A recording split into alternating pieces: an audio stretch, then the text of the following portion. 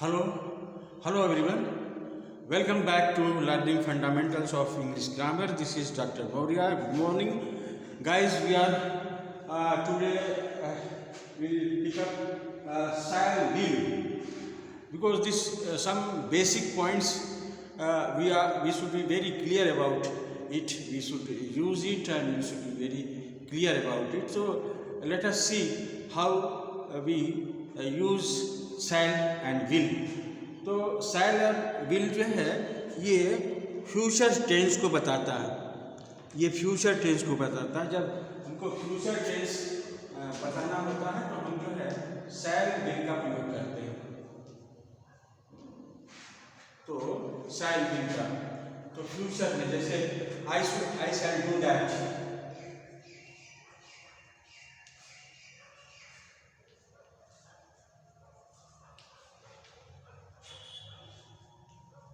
we shall meet tomorrow,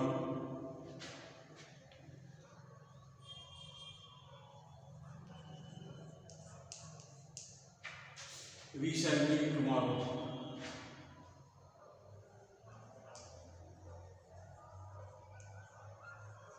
we shall meet tomorrow।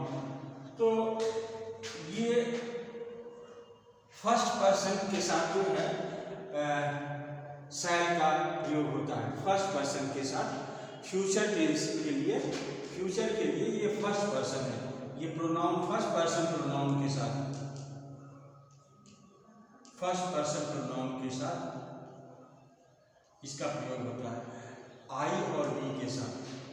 बाकी जो third person के pronoun हैं या सेकंड पर्सन के प्रोनाउन हैं उनके साथ हम क्या प्रयोग करते हैं, विल का प्रयोग करते हैं। तो सेकंड और थर्ड,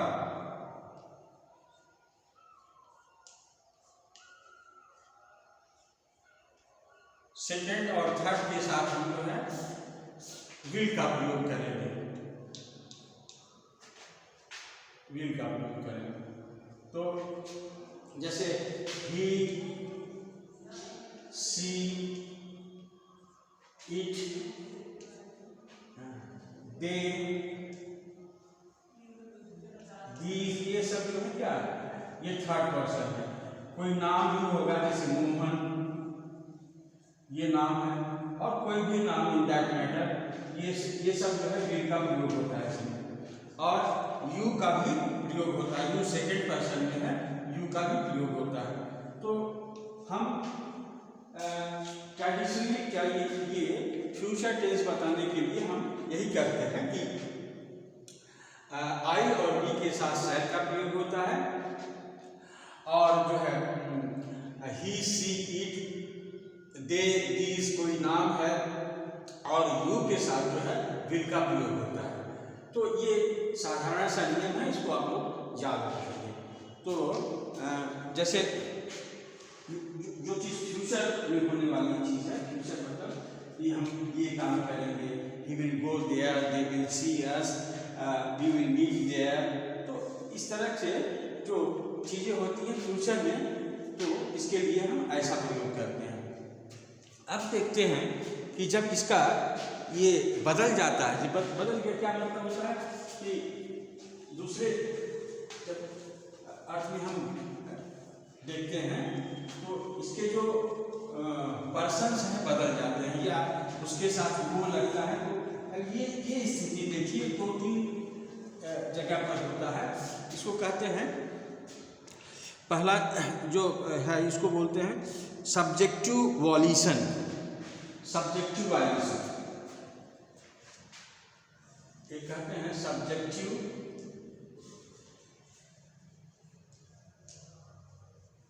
वॉल्यूशन। वॉल्यूशन, वॉल्यूशन मतलब होता है सोचने की या शक्ति, वॉल्यूशन मतलब करने, वॉल्यूशन, वॉल्यूशन को बोलते हैं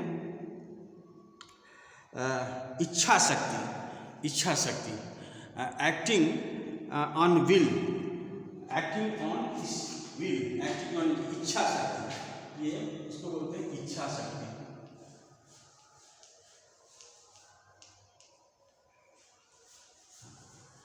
इच्छा शक्ति के लिए इसका प्रयोग होता है। तब हम यहाँ पर ये किस चीज़ का प्रयोग करते हैं कि विल ये थ्रू आउट जब हम इसमें विल का प्रयोग करेंगे इरिस्पेक्टिव ऑफ ये प्रोनाउन विल का प्रयोग मैंने बताया कि थर्ड, सेकंड और थर्ड में होता है। अब जब इसमें शैल में मतलब ये फर्स्ट के साथ इसका प्रयोग होगा तो क्या होगा, तो इससे वॉल्यूशन, तीव्र, इंटेंशन, इच्छा शक्ति, इच्छा विलिंगनेस, एक तो इसका होता है विलिंगनेस, विलिंगनेस, फिर इससे डिटर्मिनेशन,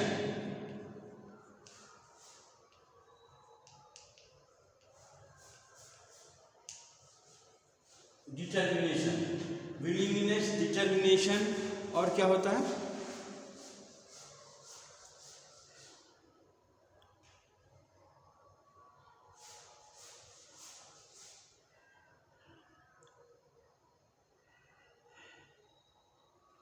इंटेंशन होता है, इंटेंशन भी लिख लीजिए, इंटेंशन।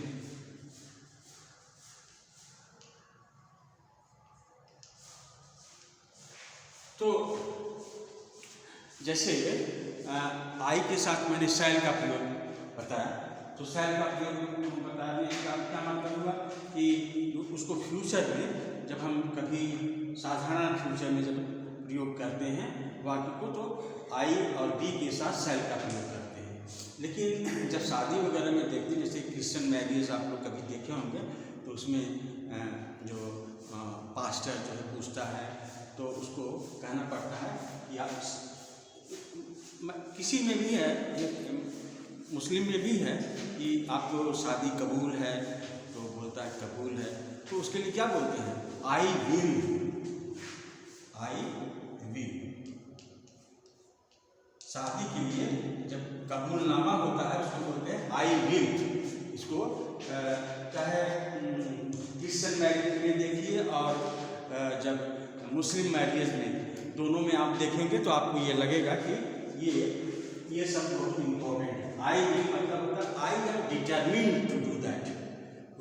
उसका कि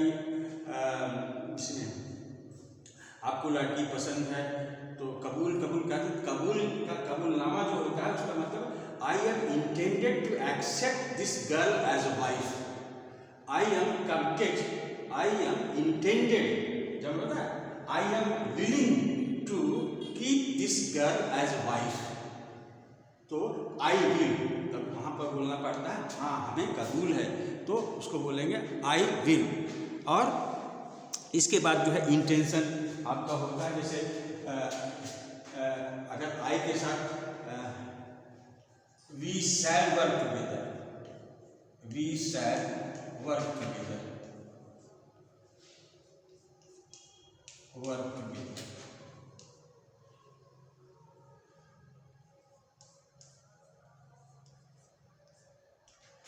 वी शैल वर्क टुगेदर का क्या मतलब हुआ, हम लोग साथ साथ काम करेंगे, ये तो।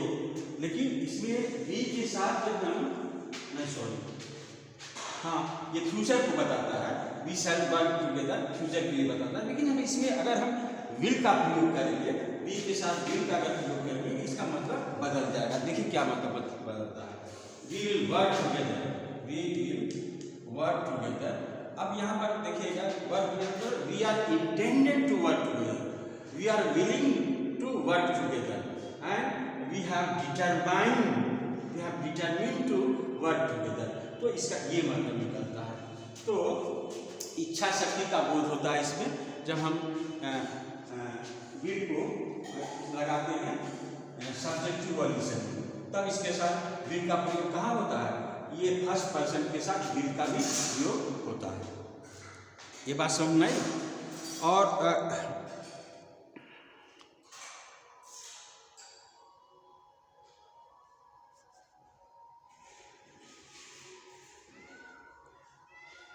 और एक होता है ऑब्जेक्टिव वॉल्यूशन, ये सब सब्जेक्टिव इच्छा शक्ति है, और ऑब्जेक्टिव इसमें है ऑब्जेक्टिव वॉल्यूशन, इसका प्रयोग होता है ऑब्जेक्टिव वॉल्यूशन में ऑब्जेक्टिव वॉल्यूशन में आप देखें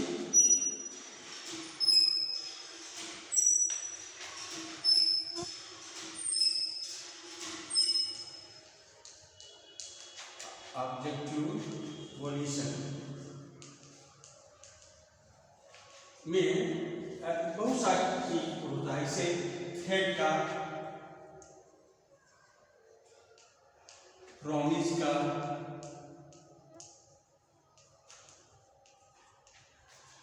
और ऑर्डर का भी बोध होता है,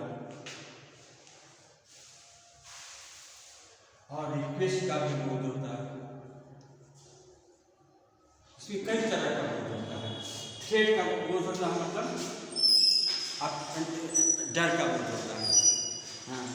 और फिर प्रॉमिस का बोध होता है, ऑर्डर का बोध होता है, और एक किसी चीज को कह सकते हैं कि यूनिवर्सलिटी का ही बोध होता है। जैसे बॉयज विल बी बॉयज,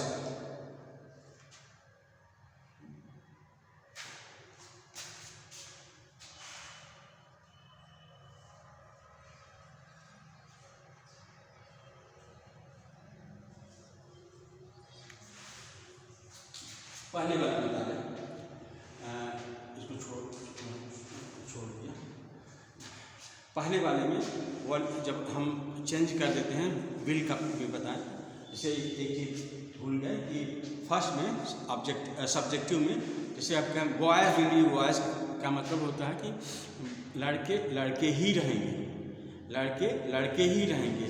क्या उनका, क्योंकि they have different kind of habits, that is inside innate qualities in boys. Boys cannot be girls.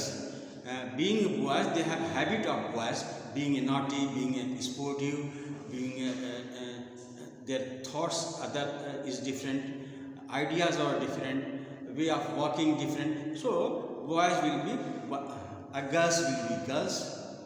तो एक यूनिवर्सलिटी का भी मतलब पिछले वाले में बताया। अच्छा, इसमें हम जो बताने वाले हैं ये जो दूसरी चीज़ है कि जैसे इसमें प्रॉमिस का बोध होता है। प्रॉमिस का जैसे यू के साथ अगर शैल का प्रयोग करें, you shall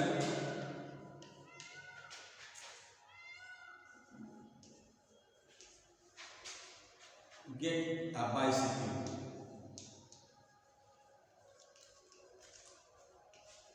you shall gate bicycle. जैसे आप कोई बच्चा है, उसको आपने वादा किया है कि हम तुमको बाइसिकल देंगे, तब उसको आप कह सकते हैं you shall gate bicycle.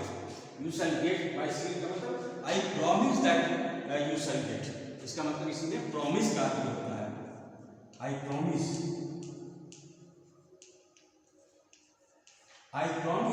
That you shall get a bicycle. और इसे थ्रेट का बोध होता है। जैसे बहुत बदमाश लड़का है और आपके यहाँ आकर के चोरी कर ले जाता है, कोई चीज़ फूल है तोड़ के ले जाता है, तो बिना पीछे चला आता है, तो आप उसको कह सकते हैं कि you shall not inter in my room,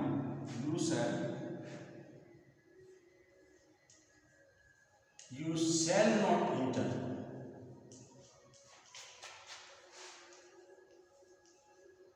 you shall not enter my room from the next day, from the next day।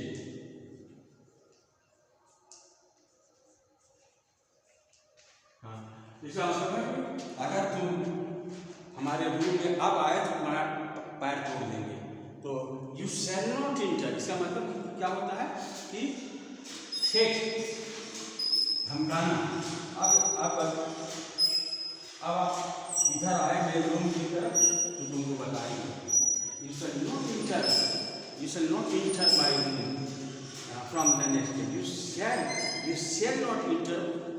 तो इसको इस तरह से बता दें। तो ये हो गया आपको प्रॉमिस का।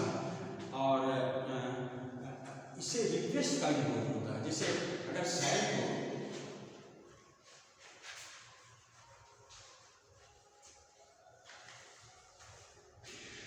सेल को आप पहले सेल आई पहली सर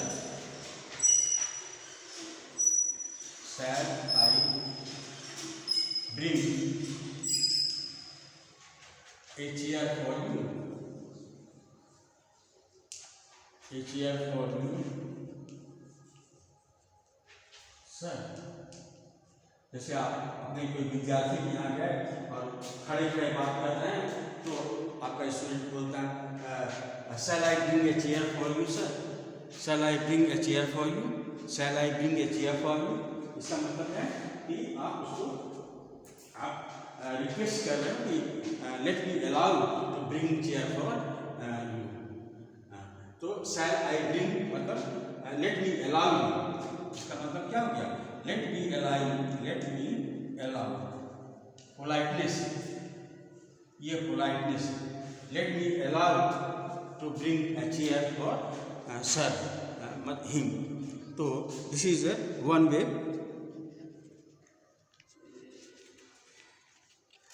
जो पहला वाला जो हमने बताया कि विल का प्रयोग होता है, ये प्रेजेंट टेंस है।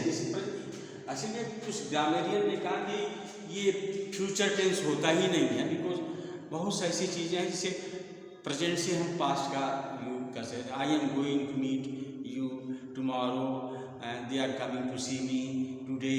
तो ये सब ये फ्यूचर के जितने जो एक्सप्रेशन है सबको जो है प्रेजेंट इंडिफिनिट से बना करके फ्यूचर को ध्वस्त कर दिया और सिर्फ शैल और विल ही रह गया। बाकी सब चीज़ को ग्रामेरियन कहता कि नहीं हम उससे दूसरे से काम चला लेंगे।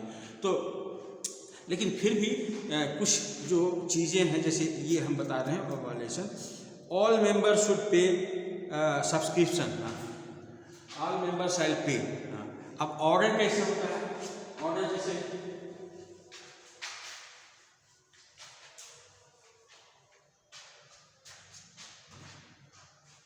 all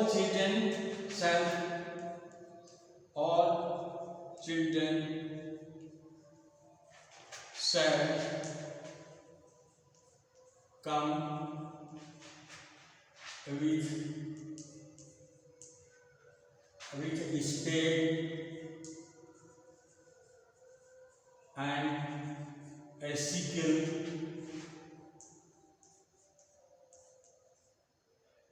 tomorrow, tomorrow।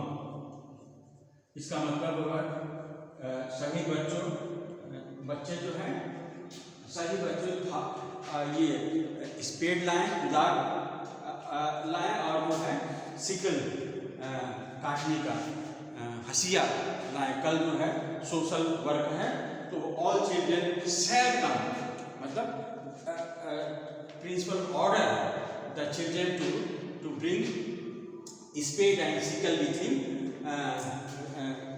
because there is some work, you are going for social work and you are needed। तो this ये भी एक तरह के सेंटेंस शैल से बनाए जाते हैं। और शैल से भी और भी चीज़ें हैं जैसे ये क्या हो गया ऑर्डर। तो ऑब्जेक्टिव वॉल्यूशन में ये भी तीव्र इच्छा की है, जैसे it is you shall not enter, ऐसे you shall not enter my room, you shall not enter. इसका मतलब एक धमकी भरा भी है और स्ट्रॉन्ग डिटर्मिनेशन का भी है। और yes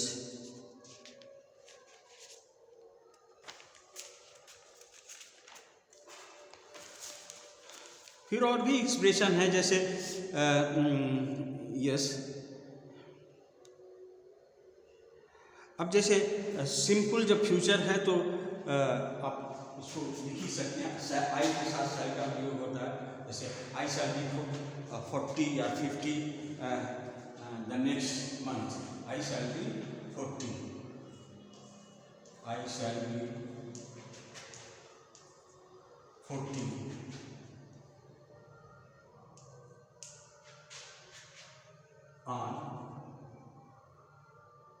on the next day।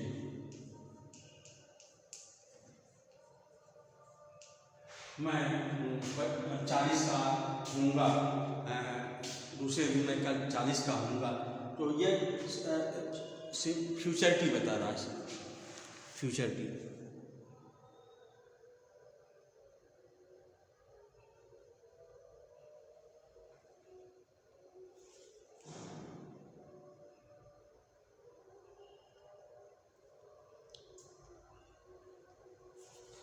और इसमें भी स्ट्रॉन्ग भी होता है, फ्यूचरिटी में भी जब हम सिंपल कोई चीज़ कहते हैं तो उसमें भी स्ट्रॉन्ग ओपिनियन होता है। जैसे I shall not do any such thing you like, I shall not do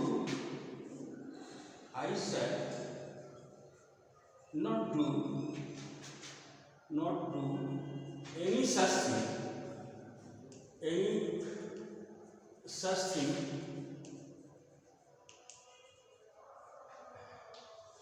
you want,